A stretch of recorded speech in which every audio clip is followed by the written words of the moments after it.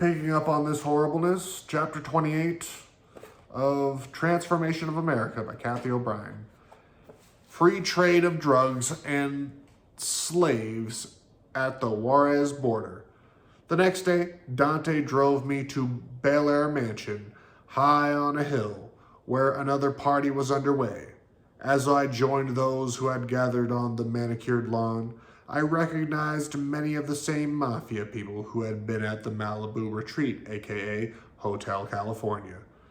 This was a welcome party for President Reagan, who had just arrived. He was walking across the yard toward me with his friend Jack Valente, who was the president of the powerful Motion Picture Association of America. Reagan looked his role amongst his mobster friends, his beige coat with fur collar draped over his shoulders, revealing a dark gray pinstripe suit underneath. In retrospect, I remember him as dressed like the one mobster I did not have to meet, John Gotti. As soon as my eyes met his, I was knocked to the ground by a familiar blue-white blast, high voltage. Like this one, I had recently experienced in DC. When I came back around, my eyes refocused. Dante was holding me up, Reagan said. Well, hello, kitten. Uncle Ronnie, how'd you get here? I asked in a childlike incidence.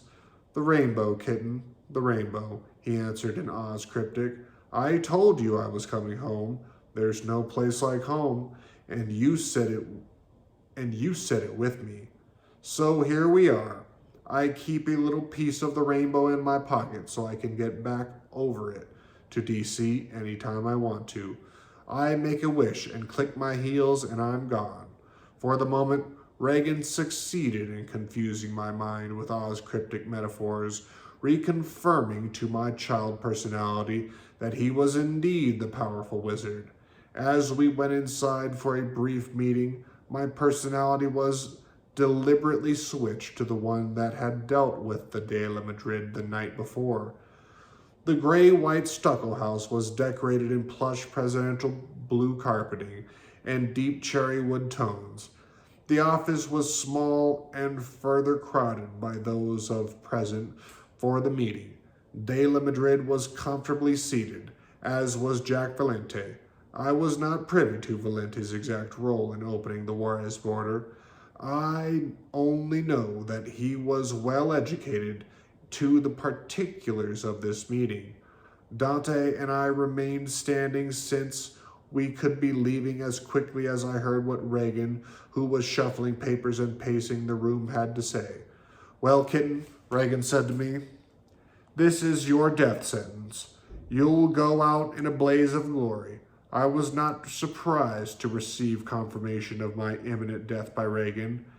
I had heard about death by fire from seemingly everyone involved in establishing free trade through Mexico of our nation's children for drugs.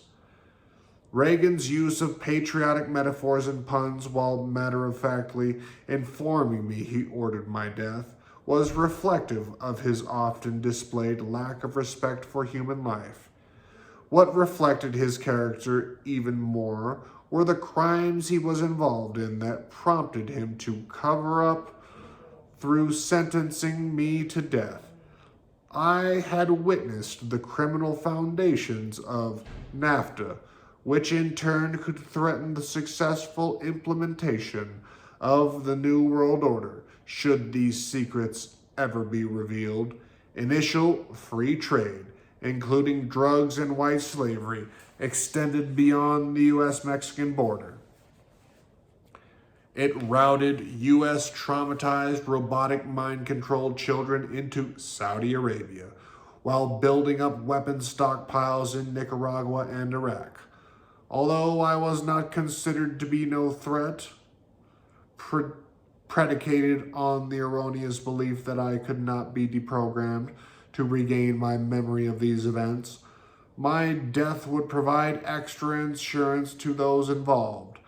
I was nearly used up anyway, and recording my death via snuff film was agreed upon as proof to De La Madrid and other leaders at risk that I had indeed been silenced through death.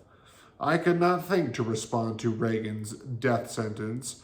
Dante wanted to make sure I grasped the point, as he graphically expounded. The next time I ignite your sexual flame, baby, it will consume your body and soul, and you will burn, baby, burn. And I'll take your ashes and scatter them to the wind. I'm going to blow you away on film. Upon hearing something cryptic to which he could relate, Valente laughed. Blue movies, he added. Blue blazes. Dante laughed with him. We'll call it. Who in blue blazes was that? Or how about Cream 8? De La Madrid noticed Reagan was not laughing and said, That's like crashing a Mercedes to a film stunt. He leaned forward in his chair closer to Reagan, lowered his voice and said, It is my desire to have 7 just like her roll off the assembly line and shipped to me prior to the agreement's completion. Reagan agreed, responding, Those blonde-haired, blue-eyed fine kids on the relay to Saudi Arabia are top of the line, but they don't have what she's got. Two-faced ones are hard to come by.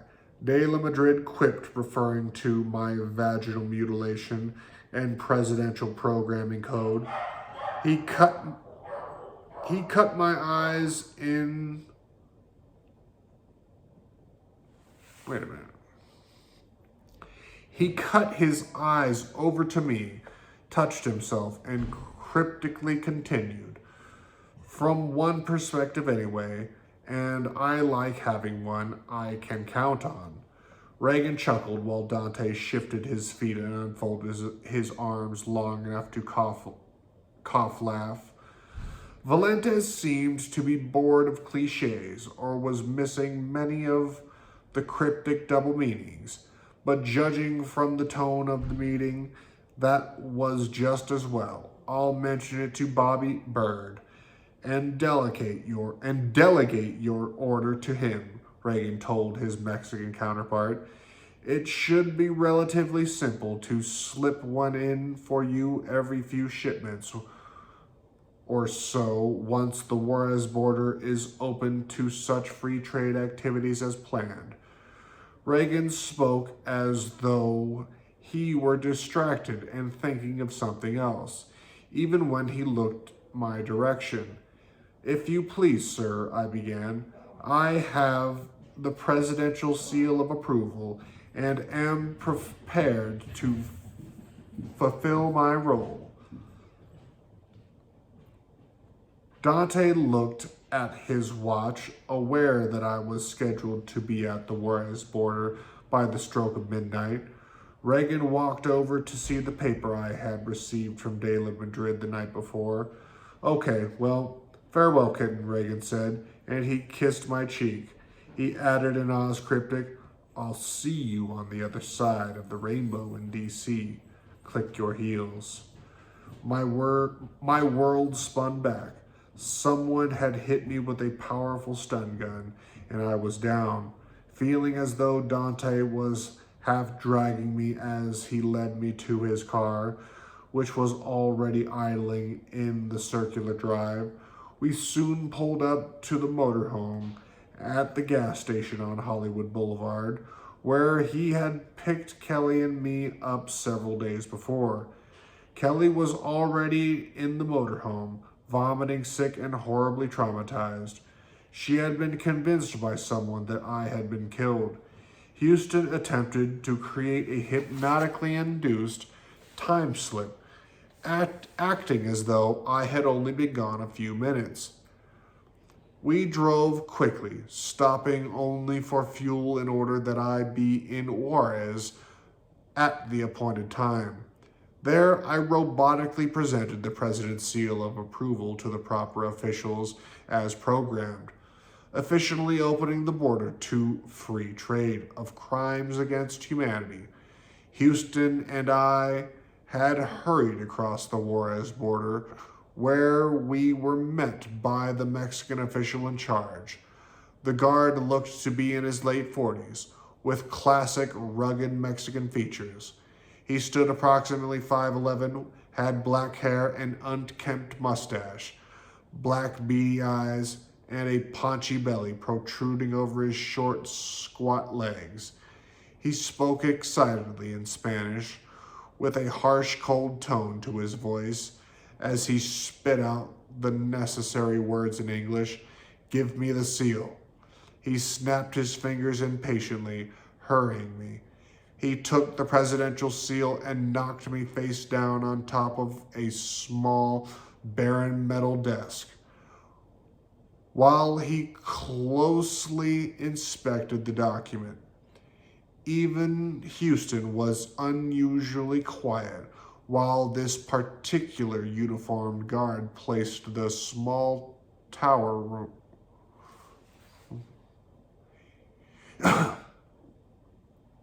Even Houston was unusually quiet while this particular uniformed guard paced the small tower room, sweating profusely while he talked on his walkie-talkie. Finally, he accessed and verified the bank transaction codes provided through whom he said was George Bush Jr. He concluded the encounter by taking a stun gun from his belt and jolting me with it, supposedly to erase my memory. I was nauseated and weak from high voltage and the ordeal as Houston and I made our way back across the border. My empty stomach rolled, prompting Houston to lie. "I told you not to drink the water." In reality, I had nothing to drink since the champagne at the Hotel California, and I hadn't eaten anything in days. I was thoroughly exhausted when we reached the motorhome in El Paso, but Houston was sexually aroused from the cocaine and the criminal events that merged Mexico with the U.S. at the Juarez border. That's as much as I can put up with that for today.